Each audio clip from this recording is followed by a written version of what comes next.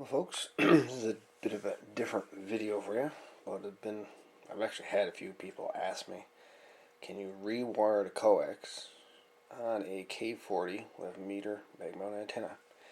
And the answer to the question is yes, you most certainly can. I've only ever done one of these, but as you can see, the coax has been cut off. It's been cut off. So, and we've got tape all around. I don't know if that's to hold the top on or what, but we're going to get the tape off. We'll take the top off, and then we're going to take this mount, remove it from the magnet, and then get at the coax connections on the inside of here. Remove the old coax and put another 18-foot cable on there, and see if we can't get this K40 to work properly again. Anyways, if you're interested in seeing a K40 11 meter mag mount antenna being restored, stay tuned. Okay, so the first thing you have to do to remove the base on this part, you have to remove this Allen key, or screw, Allen key nut, whatever you want to call it. Use an Allen key to take this off, and then this part here should release. So let's take that out.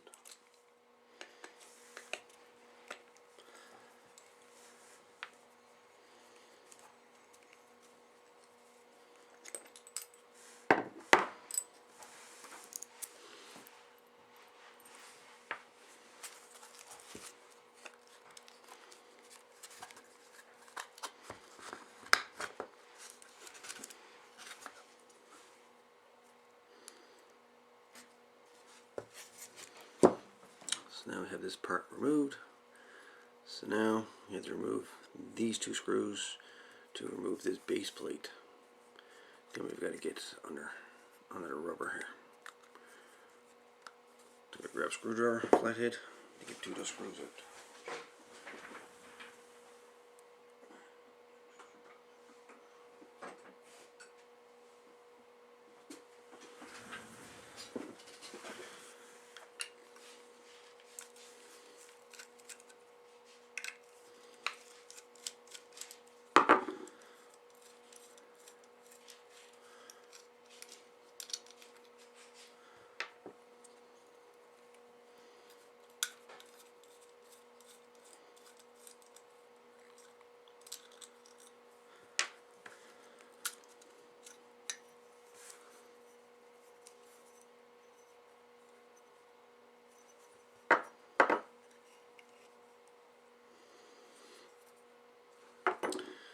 And then we got another Allen key or screw in here. Now we have to take that one out to remove this plate, and then we can access the internals of the mount. Okay boys, so we're into the guts of the K40 here now. So what we have here, we have a capacitor hiding away down there. The center conductor of the coax goes straight down and solders to the tip of the mount, and the ground is clipped on right there with a crimp, or a push-on crimp. Hard to tell what it is, but that brass piece, as you can see, it keeps the shield attached to this ring, which you kind of just pry up, it'll pop off. But there's your insulator, clear insulator. So what we have to do, we have to remove this plug, steel plug I'll call it, from the coax here, from the capacitor and shield,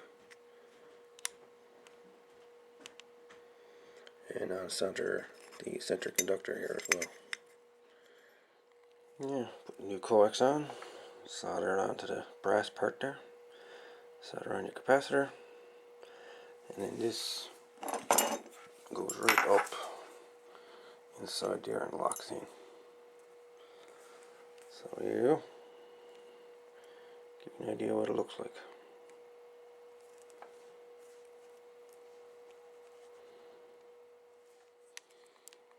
So you solder the center into there.